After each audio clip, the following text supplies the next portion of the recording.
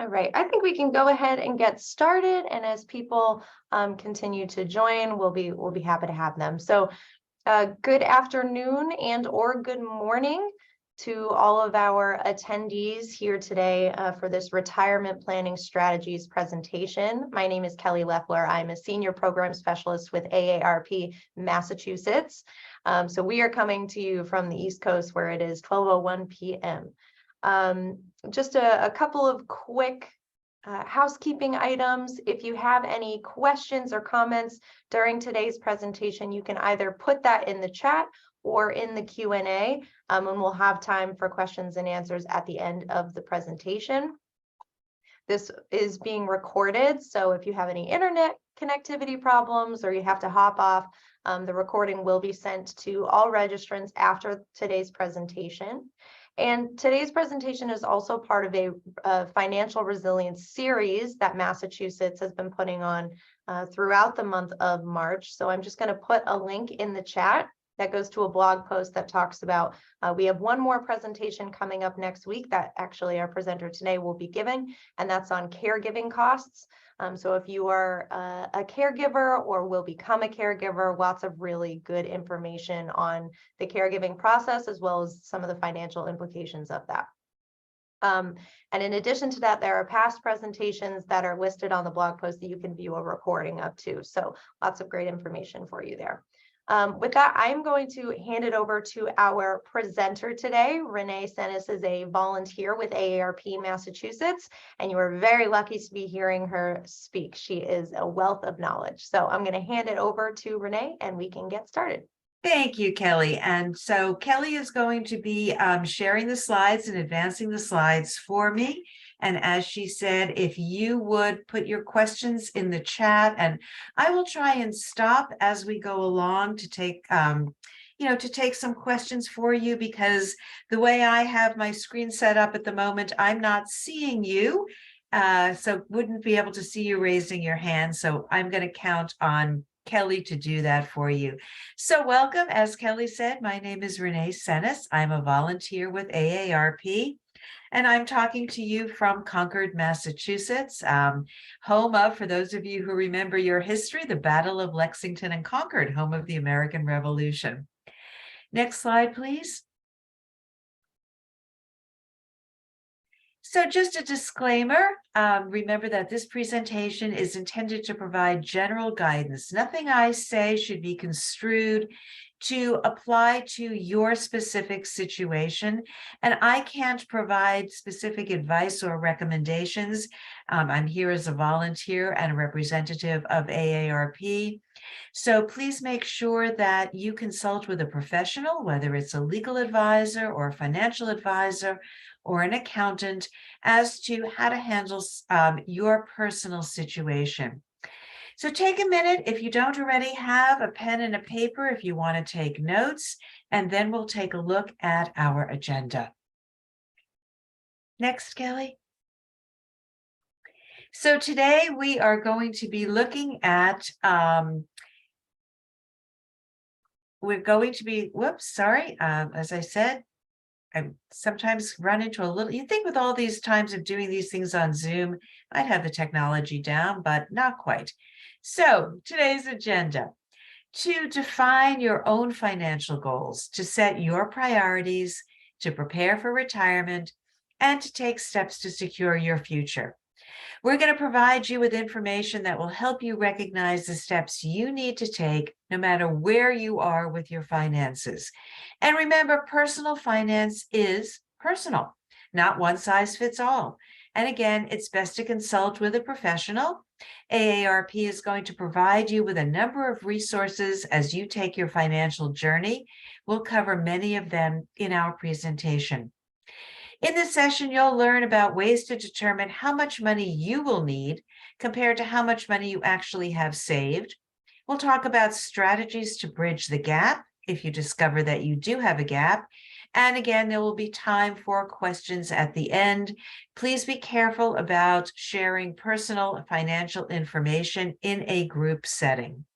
And there will be follow-up resources for you, as well as a recording of this presentation that you will be able to have. Next slide, please. So the big question always, how much money do you need for retirement? Is it 75% of your current income? Is it 100% of your current income? Is it 110% or more of your current income? The answer? It depends. So I want you to just close your eyes for a moment and imagine it's a beautiful Thursday in March and you're retired. You are not at an AARP seminar. So where did you spend your day? Were you playing golf? Were you taking college courses or pursuing a much-loved hobby? Were you out gardening with your grandchildren or curled up on the couch with a book? Were you at home in Florida or one of our warmer climates thinking about packing up to return to Massachusetts or Maine for the summer? Have you started a small business and decided to work part-time? All right, open your eyes. So, what did retirement look like for you? If retirement is lazy days at home or playing with your grandchildren, you may do very well on 75% of your current income. If your idea of retirement is to play golf or tennis or pickleball at every top-rated course in the United States and then head to Europe, you may well need 110% or more of your current income. If you've relocated to a state that's less expensive than your current one, for example, Massachusetts is a very expensive state in which to retire, you may be able to take a significant percentage of the sale price of your current home and kick up your retirement portfolio a notch. Retirement planning is more than about just numbers. It's about your dreams, your hopes, your aspirations, your lifestyle, and your interests. It's about your vision of your future. And then it's about the numbers. Next slide, please. Today, we're going to walk through the steps of calculating how much money you will need for retirement. You'll meet a hypothetical couple who will be doing the same work so that you can refer to their example as you begin to make your own calculations. At the end of this portion of the presentation, you'll be able to identify the resources needed to allow you to calculate your own projected retirement needs. We'll be using a helpful and free tool available on aarp.org/money for this section, and you will receive a link to this resource. So we encourage you to use this tool to make your own calculations. Next slide, please. This presentation is going to follow a couple named Pat and Ronnie as they calculate their retirement needs. Pat and Ronnie have been married for 20 years. Pat is 55 and he works full-time and earns $60,000 a year. Ronnie is 52. She also works full-time with a salary of $50,000 a year. They both plan to retire at age 67, and they are saving about 8% or $8,800 of their income per year for retirement. This includes funds that are contributed from their employer who's making a match into their 401k plans. Pat and Ronnie have decided to sit down together to figure out how much money they'll need to retire. The first calculation they need to make is their current retirement savings. That is, how much money do they currently have in their retirement funds? So let's look at where to find those numbers as we move on in our calculations. Next slide, please.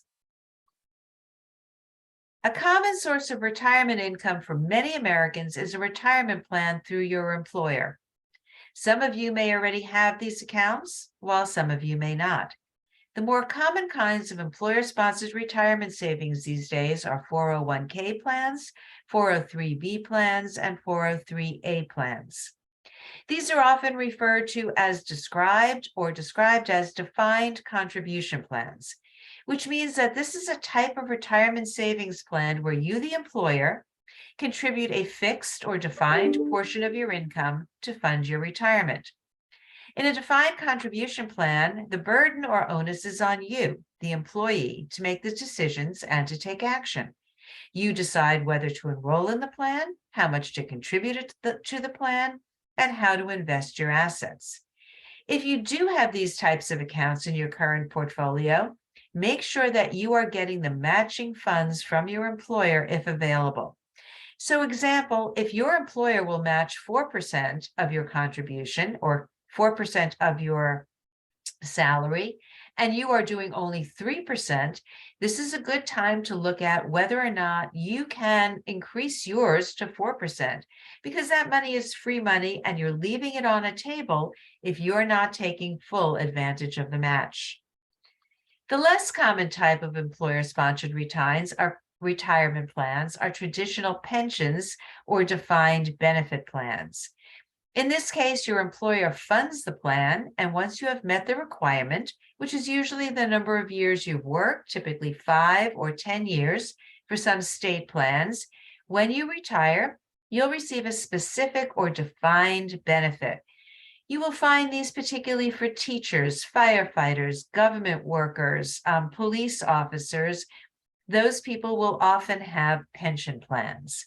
So we'll discuss non-employer sponsored retirement accounts such as IRAs and Roth IRAs in depth at a later point in the presentation.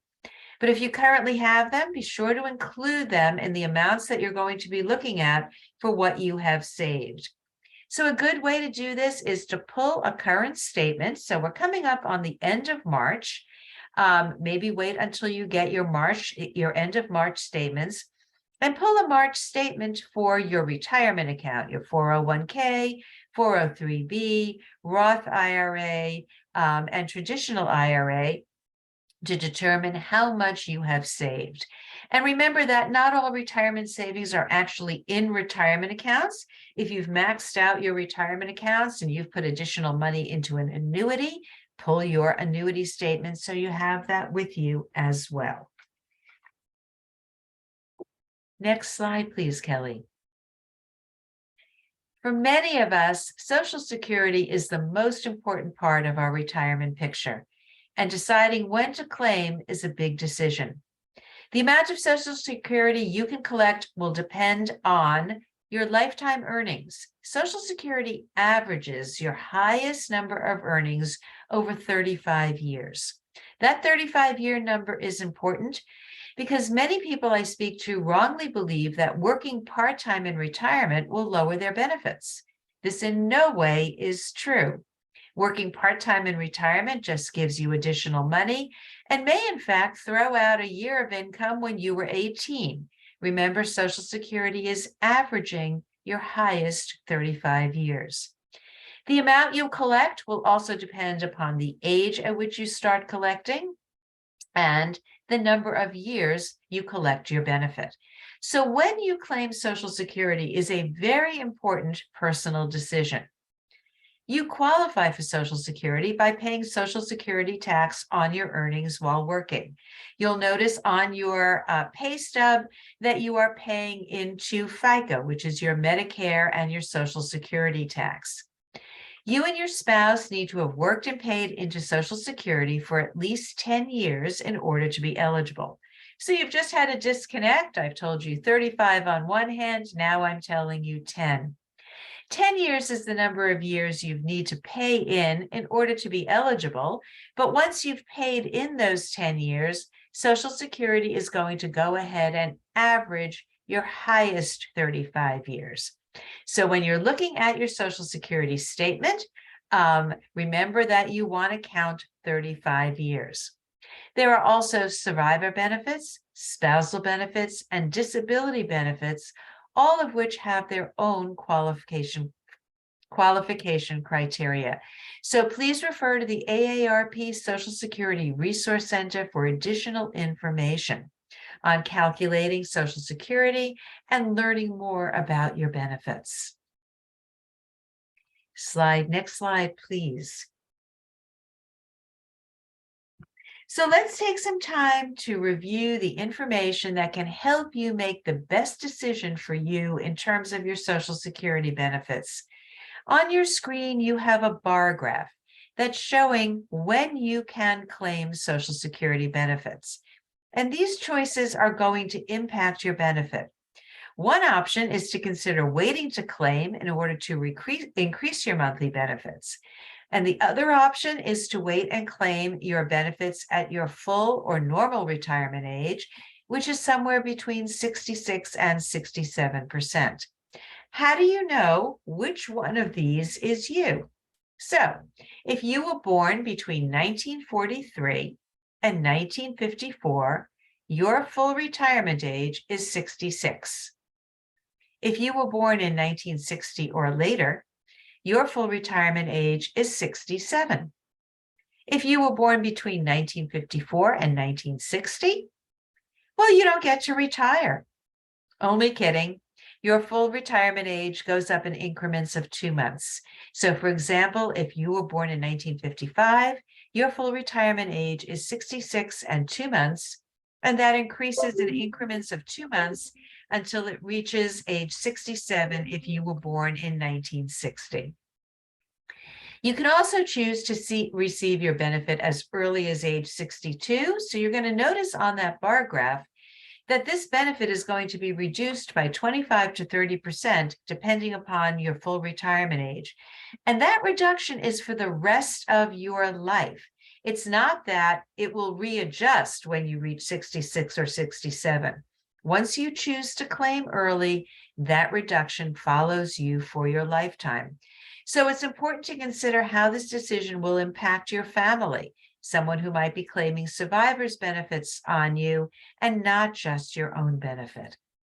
The other option you have with Social Security is to delay your benefit beyond your full retirement age. So you can delay your benefit anywhere past age 66 or 67 every year all the way up to age 70. For every year you delay your benefit, you increase your benefit amount by 8% a year. It's a pretty good rate of return, certainly beating anything we're currently getting in a certificate of deposit or a bank account. So it may pay very well for you to wait. Again, this can have an impact because if you choose to delay your benefit till age 70, and you have a spouse who is planning on claiming spousal benefits on you, that spouse is not going to be able to claim until you start collecting. Let's take a look at the chart and see how this plays out. You can see that Pat's full benefit is $2,157 per month at his full retirement age of 67. That's shown on the pink bar labeled 67. Any benefits that he receives earlier, shown in pink and red, 62 to 66, are reduced. And any benefits that start after age 67, shown in pink and purple, are higher. So you can see the difference between Pat making his choice to claim early, claim at full retirement, or wait to claim after full retirement, and what impact that can have on monthly income. So if you haven't yet, please be sure to create a personal account for yourself on the Social Security website. Log into ssa.gov/myaccount, and you will see My Social Security Account. Create a username and a password, and you'll be able to view a personalized version of your benefits outlook. From My SSA, you can calculate your expected payout, apply for benefits, and monitor Social Security news and updates. I have to say that this is a wonderful website. Social Security has done a good job of providing lots of information, lots of calculators, and being very, very user-friendly and helpful. Deciding when to claim is a personal decision that only you can make. Remember, the impact of your claiming age isn't just on your retirement benefit, it also impacts the survivor benefit your spouse will receive if he or she outlives you. And as some of you may or may not know, the Social Security COLA, cost of living adjustment for this year, was the highest ever in 40 years at 8.7%. Not usually to be repeated, the normal Social Security COLA runs in the range of 1 to 2%. Next slide, please.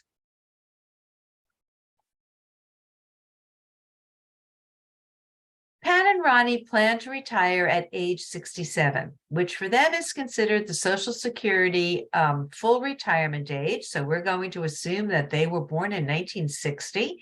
And at age 67, or 1960 or after, actually. And at age 67, they have reached what is considered their FRA, or full retirement age, for Social Security purposes. When they take their Social Security payouts beginning at age 67, Pat will receive $2,157 a month. Ronnie will receive $1,890 per month.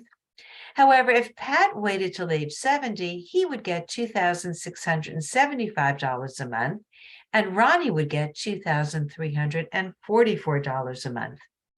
That's an increase of 24%. So to figure out these numbers for yourself, use the AARP Social Security calculator, which can be found at aarp.org/Social Security benefits. Now, when we're looking at these numbers, understand that there is a maximum Social Security that anybody can earn, regardless of how much money you can earn. And there's also an average. So in 2023, the average monthly Social Security benefit was $1,827. That means $21,924 a year. In other words, you cannot live on Social Security alone.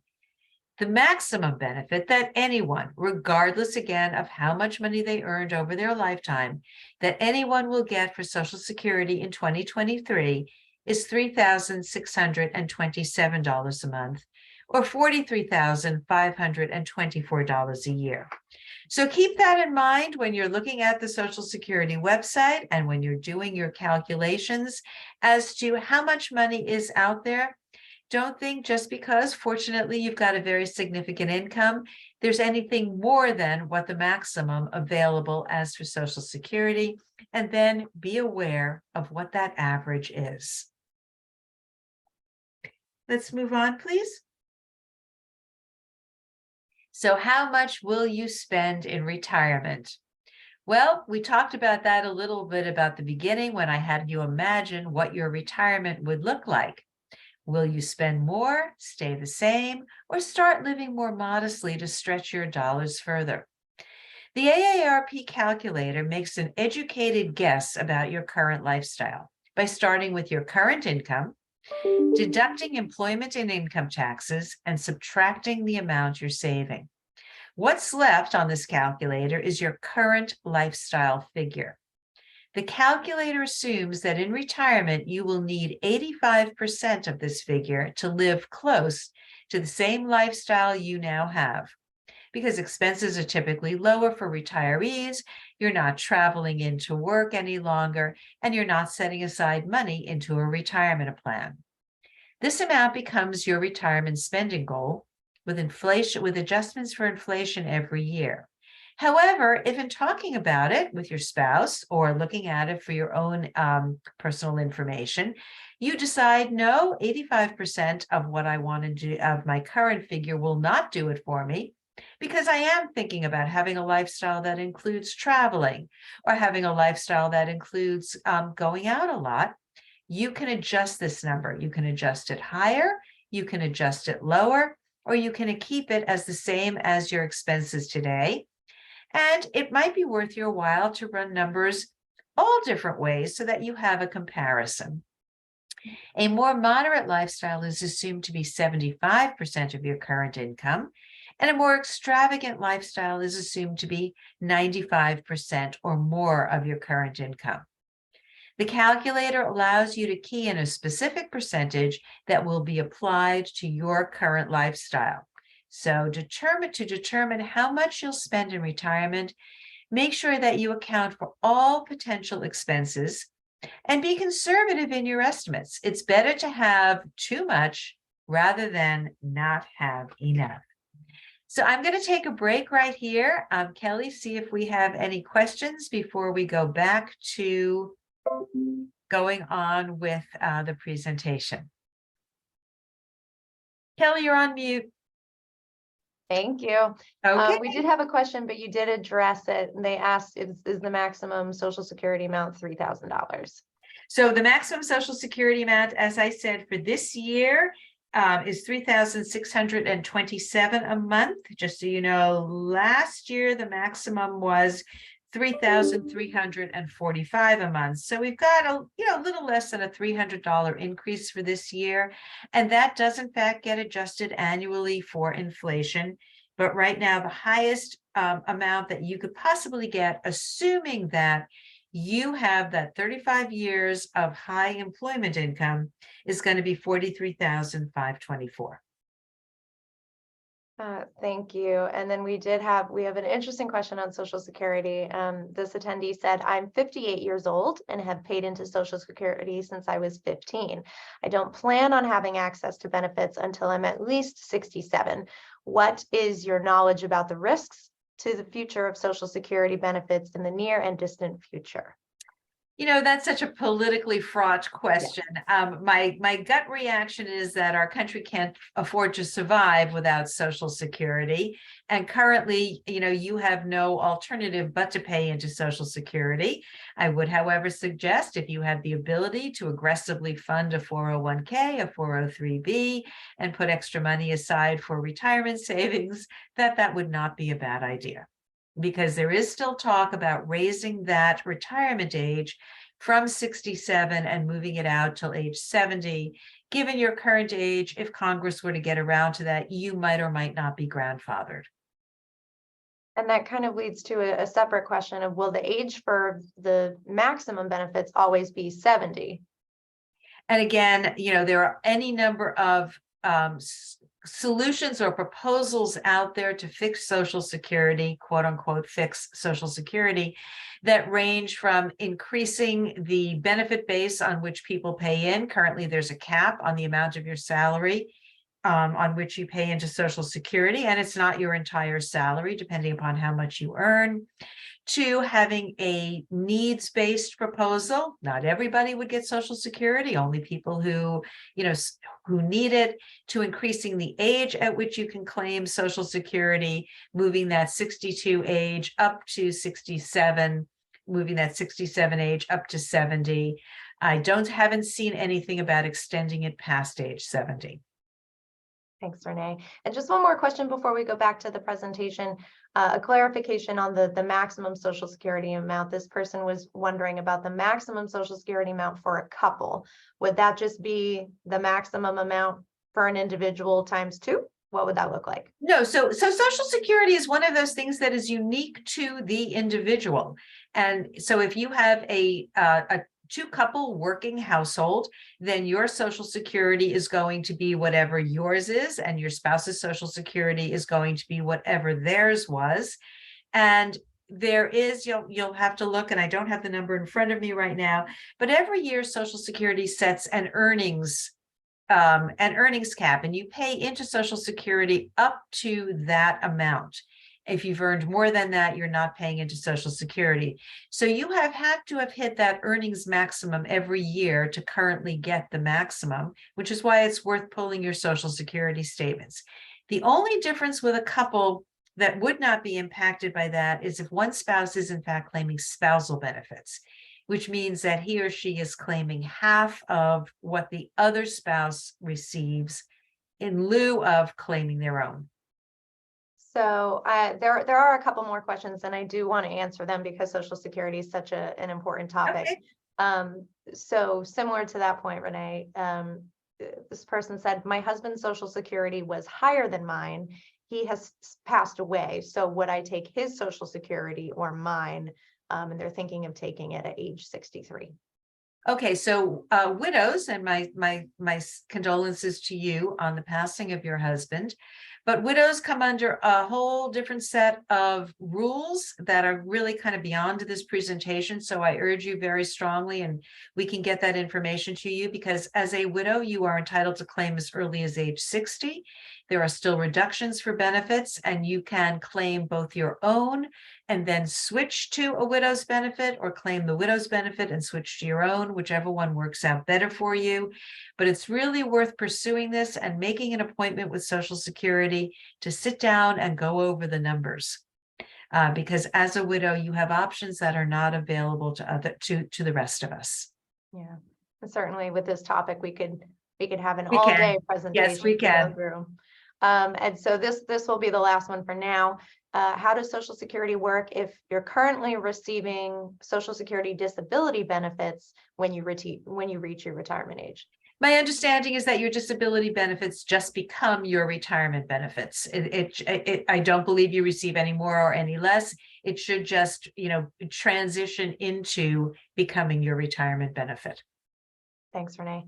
All right, with that, we will keep going and we'll have more time for questions later. Right, I'll stop periodically. So when we hit good stopping points. Okay, so we are on lifestyle. I think we've just done lifestyle, and we're up to slide 12, which is retirement income.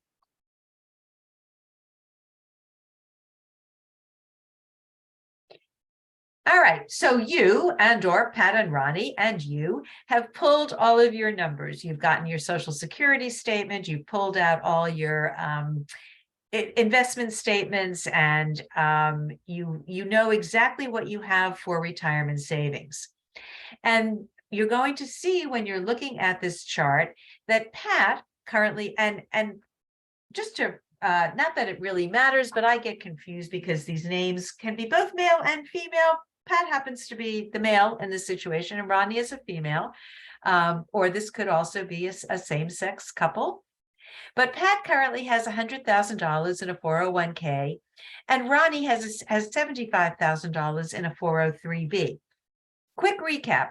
401ks, 403bs. A 403b is typically for someone who works in a nonprofit. They may be working for a school system or a hospital. And these are plans that are typically funded with money on which you have not yet paid taxes.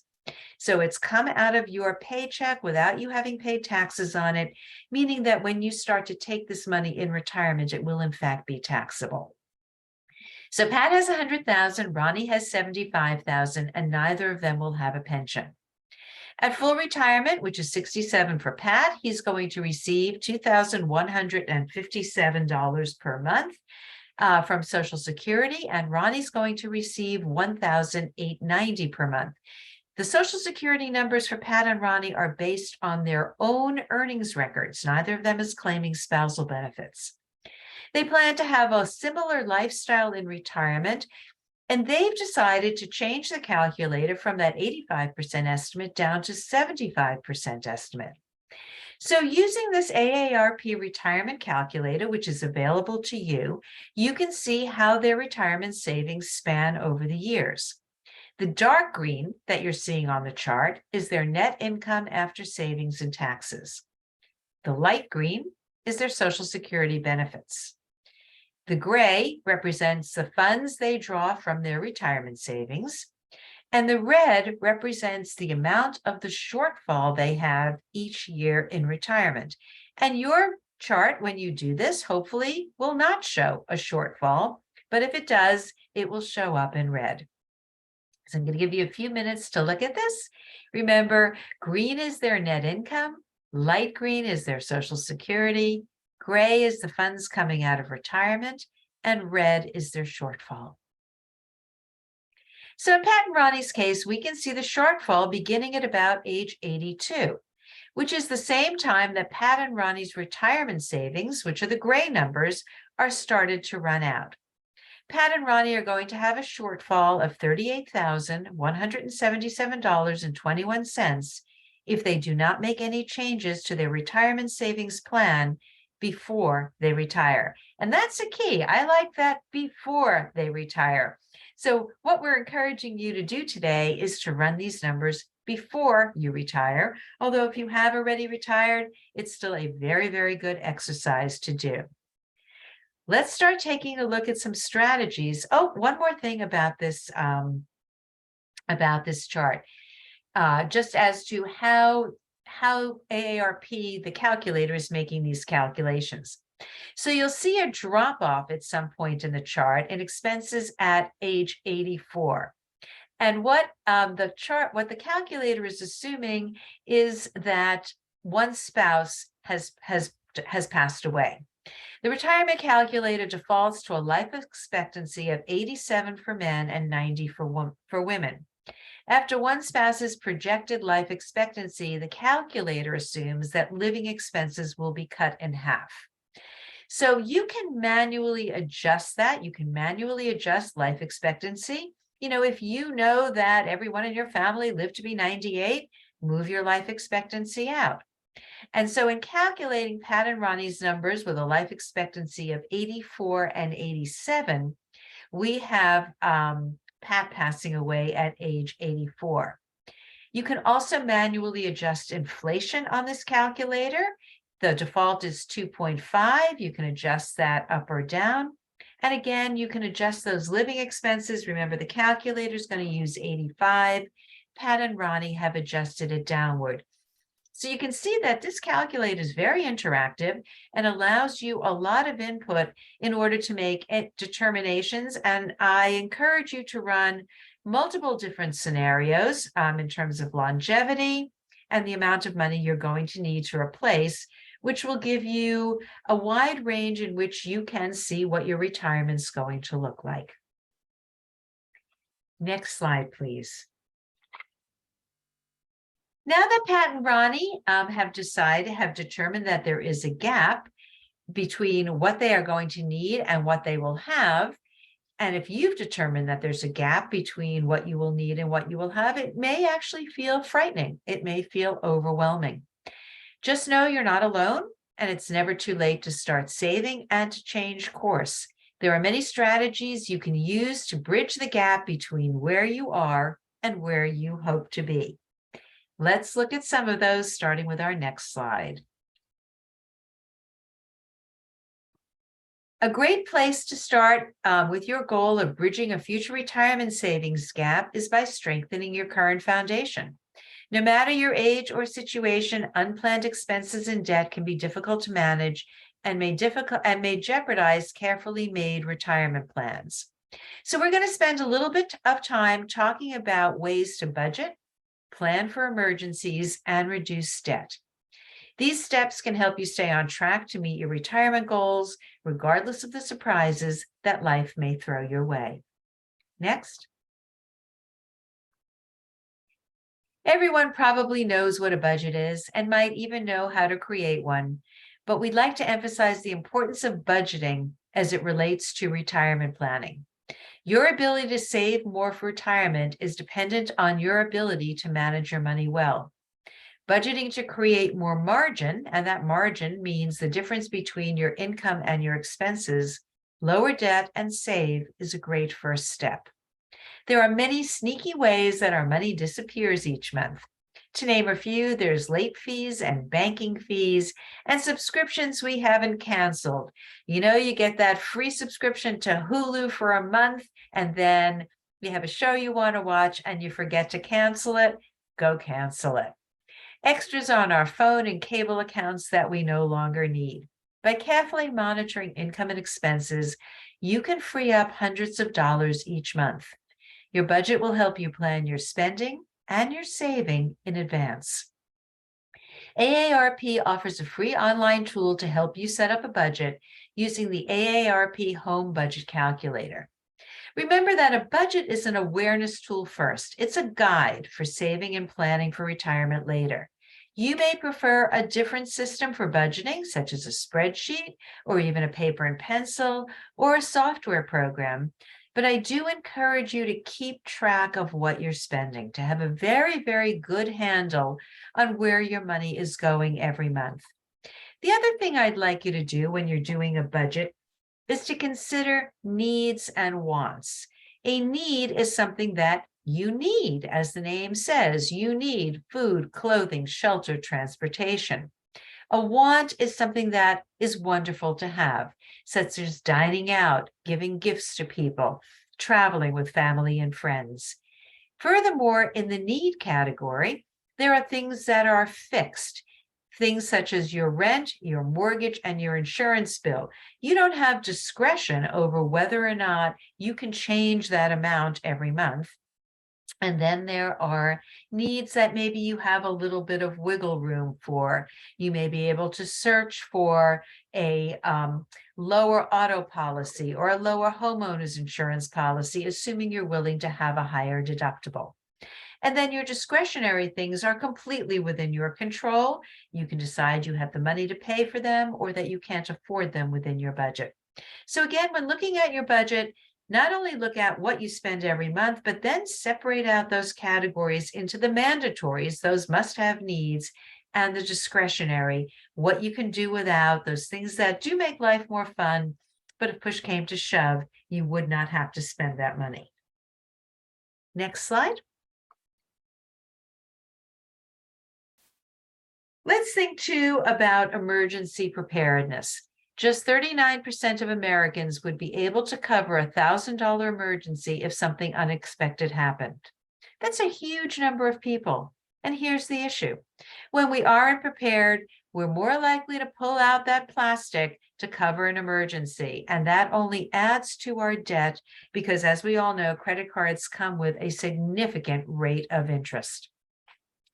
For most people, the best place for an emergency fund is a no-fee or low-fee bank account with no withdrawal penalties.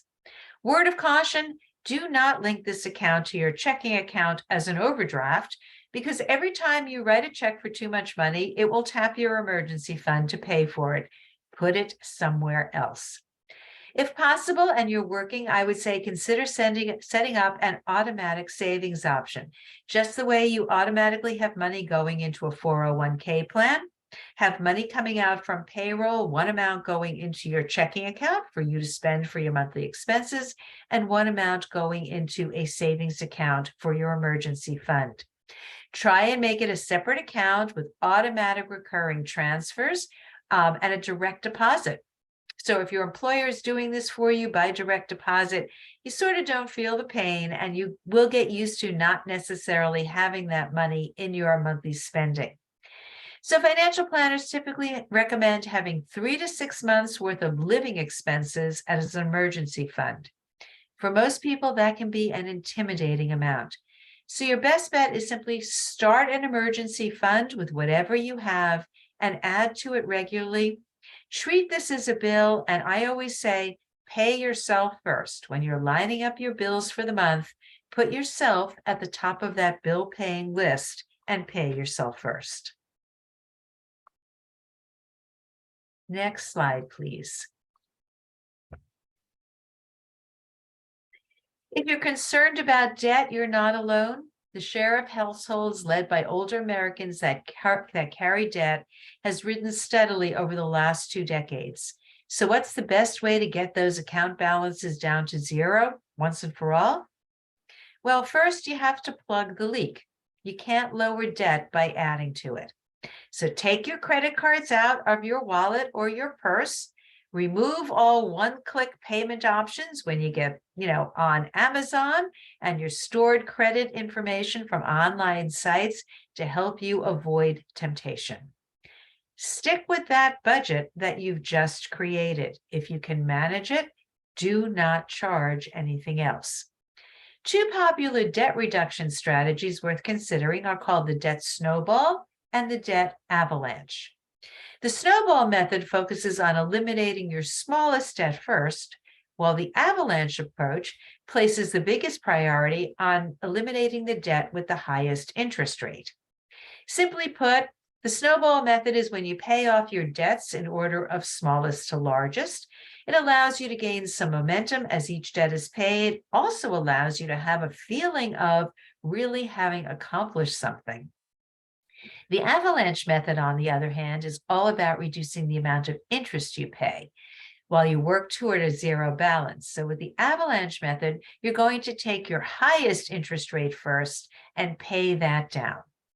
The avalanche method is preferred by most economists simply because you save money on the interest.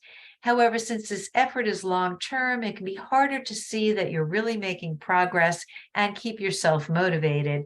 So many people prefer the snowball method where you can really see, yep, I've gotten rid of that debt and I don't have to deal with it anymore. One less monthly payment.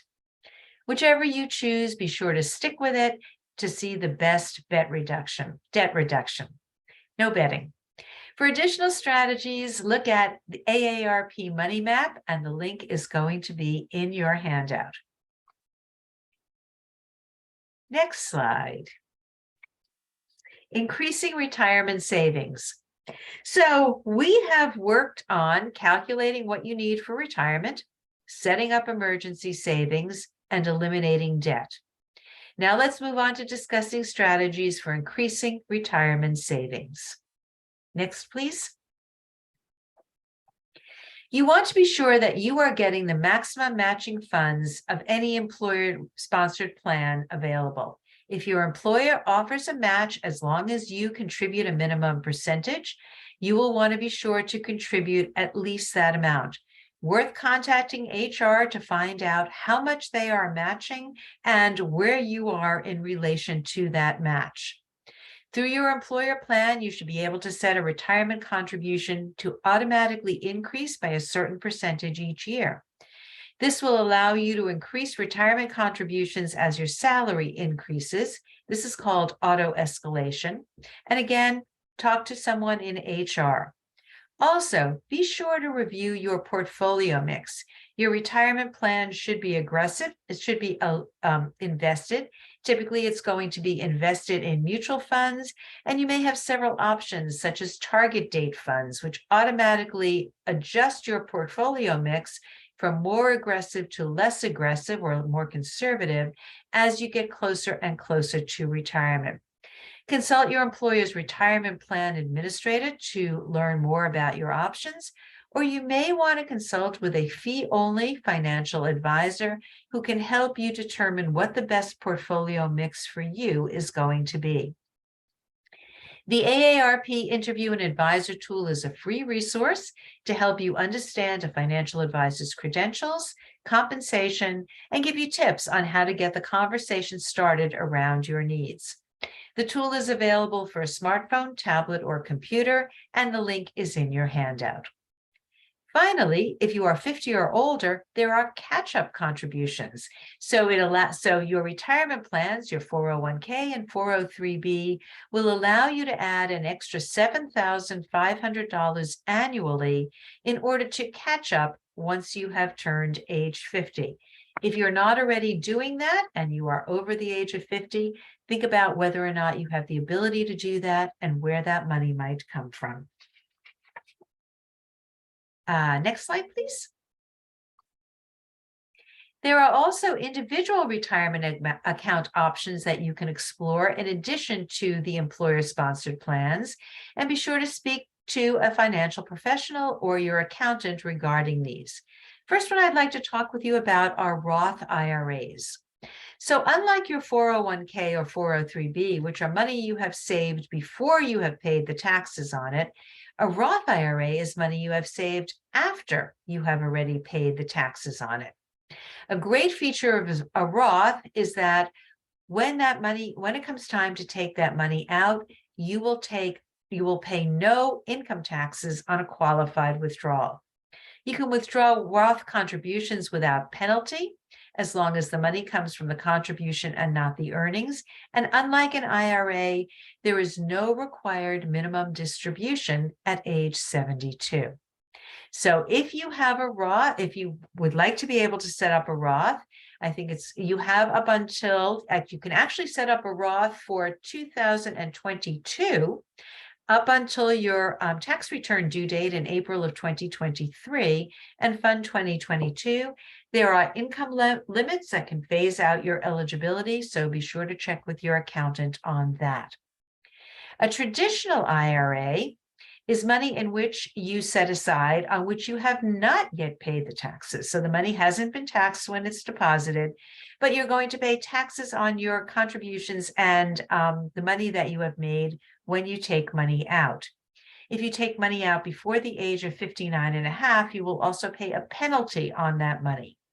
This plan also allows catch-up contributions, so you can put in an additional $7,500 if you are over the age of 50.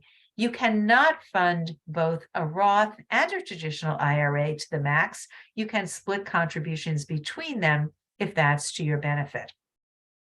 With either option, much like your employer-sponsored plan, review your portfolio mix and consult with a professional to determine if your investments are meeting your needs, your time horizon, and your risk tolerance. And again, consult with your accountant or CPA to determine your eligibility to contribute. Next slide. When preparing yourself for retirement and employing strategies to bridge the gap aren't enough, there are other ways to cut back. Our next few strategies are going to focus on cutting back and making lifestyle changes to meet your retirement needs. Next, Kelly, please. So one way, of course, is to work longer. The question of when to retire is an important one. And generally speaking, the longer you work, the more money you will have coming in after retirement. Working longer means fewer retirement years you need to finance with savings, allows you more years to increase your retirement savings, and could lead to higher Social Security benefits. Working longer may also increase your pension benefits if you have one. So if possible, working longer, either full-time or part-time, is a potential strategy that you can leverage.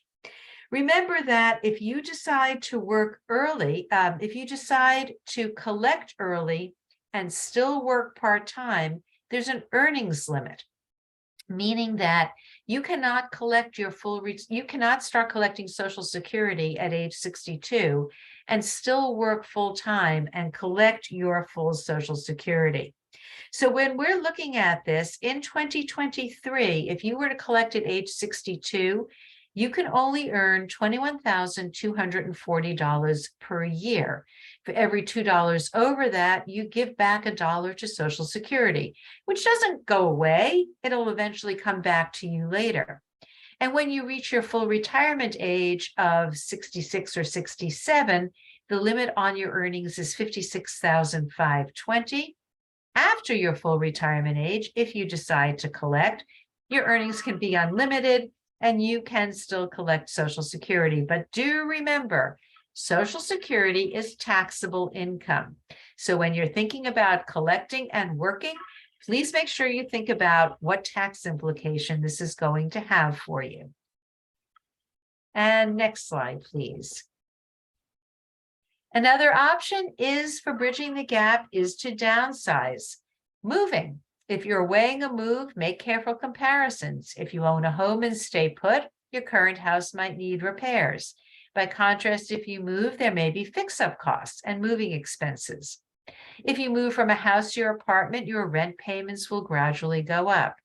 But remember, had you kept your old house or bought a new one, taxes, insurance, and upkeep costs would have risen too. Look into whether or not you're thinking again. I live in Massachusetts. Dear friends of mine have moved to South Carolina. I'm amazed at the difference in the cost of housing. Next idea could be liquidating. Selling items online is a great way to get started, but remember to be realistic. Items that you sell are used goods. You're not going to get what you think you're going to get for them. But whatever app you choose to do this, be sure to protect your personal information. Don't give out your email address, phone number, or address. And if you meet with a buyer, please do so in a public place like a coffee shop, a library parking lot, or a police station. And for additional strategies, check out AARP's ACE Your Retirement. So let's go back to Pat and Ronnie with our next slide. And using the AARP retirement calculator, you'll remember that Pat and Ronnie discovered they were going to have a shortfall slightly in excess of $38,000 if they didn't make any changes and retired at age 65. So what did Pat and Ronnie do? Well, Pat and Ronnie came to our seminar, and using the information they received, they created a budget, allowing them to see the difference between their income and their expenses. This margin allowed them to build an emergency savings account, preventing the accumulation of debt or tapping into retirement savings. Next, they decided to tackle their credit card debt using the avalanche method. Remember, that's the one where they paid their highest interest rates off first. And they found it was best to Start an emergency fund and then allocate the margin each month to paying off their debt. Finally, Pat and Ronnie decided to work longer until age 70. Just those extra years of working allowed them to have a surplus of $163,840,000 as opposed to the shortfall of $38,177. That's a significant amount of money for working longer. Of course, these strategies don't work for every situation, but Pat and Ronnie felt that they were pleased that their planning paid off with a very optimistic retirement. So please use these resources from our presentation to create your own retirement plan. And next slide, please. So finally, after thoughtfully planning for your retirement and building your nest egg, you're going to want to take steps to protect your assets. One important aspect of this is to protect yourself from fraud and scams. So AARP has a wealth of resources for you. You can visit the Fraud Watch Network and sign up for watchdog alerts, which will notify you of the latest scams. If you or your loved one suspect a scam, please call our free helpline. And remember, evaluate your savings and review your plan at least once a year. This is not a do it and forget it. Make sure you take a look at it annually. If you or your partner, if you have a partner or spouse, please make sure you are both privy to all of the household's financial information. So we hope you have enjoyed today's session. I'm going to open this up for a few more questions and see what we can help you to determine how much money you'll need for retirement, strategies to bridge the gap, and AARP resources. Thanks so much, Renee. I always learn something new when I watch your presentations. Thank you. So we do have some questions in the chat. One question is this webinar deck going to be available to us? Yes, everyone that has registered for today's presentation will receive in an email, probably later on today, the deck as well as a recording of the presentation and quite a list of follow-up resources that Renee has talked about through the last hour, including the link to the online calculator, which is the next question that I see. We will make sure that you have that. Moving on to some questions. Any suggestions for passive income in retirement, or figure out what passive income works for an individual? So passive income typically means, something that provides income for you and you haven't, while you're not working. I mean, things that come to mind when I say passive income are you've got royalties on something you've patented or copyrighted, and no longer need to do anything. I'm not sure if by passive income you mean income coming in off of a portfolio, which is something that you would have, certainly had to have created while you were working, or income coming in off of an annuity, if that's what you're thinking of for passive income. I'm not quite sure how you're defining the term. And we'll see if they have any follow-up about the term that they want to use. All right, so are you better off doing an automatic payment via your bank for the necessities, rent, gas, electric, internet, phone, insurance? I like that. It's one less thing I need to worry about. Just, set it up, and do make sure, however, that you set an alert that tells you when your account balance falls below a certain number, so that you're not getting charged with overdraft fees. Right. And we did have a question that was saying, I understand there are individual circumstances, but in general, how much should I have to retire? Once a search engine algorithm sees you're trying to answer, you get a lot of inconsistent feedback. Should I say 1 million or 1.5? But then they did actually, I think it was the same person circled back and said, you know what, never mind. I see that if we use the tool, that it is relative to the individual, like Pat and Ronnie. And Renee, you had mentioned kind of factoring in a lot of different circumstances about what age I retire or when I take Social Security, and playing with that to see what works best for you. Right. So the tool allows you to adjust what percentage of your income you think you need, the age at which you want to retire. You put in how much you have for savings and expenses, and it allows you to adjust inflation. So I suggest you run a number of different scenarios. Run it high, run it low. What if I need 110%? What if I only need 75%? Where do I come in there? And again, I'm just going to say, It's not really about what you have saved. It's about what you spend. I have, I'm just going to say this because it always amazes me. I worked with one woman who was getting divorced, and she was getting $15 million in the settlement, and she was in tears because she couldn't live on it. Now, that's one end of the extreme, but so I have people I work with who live comfortably on Social Security. It's really about what you spend. So I come back to that budget. What does your lifestyle look like? What does your vision of your future look like? And kind of work backwards. Thank you. There are a couple more questions about how can I get the handout. Again, all of the resources mentioned today will be sent to you via email, as long as your email has been registered for today's presentation.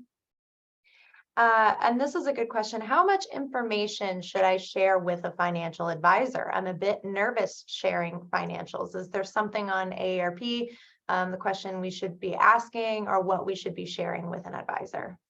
So so yes, there is that tool in the AARP, conversations to have with an advisor. And to me, I feel it's like sharing information with your doctor. If you're not going to tell your doctor what's wrong, your doctor can't adequately diagnose and prescribe. Same is true with your financial advisor. If your advisor doesn't know what you actually have saved, what backup money you have, where income is coming from, they really they really are not capable of adequately advising you. So if you're that concerned, then you don't have an advisor that you trust.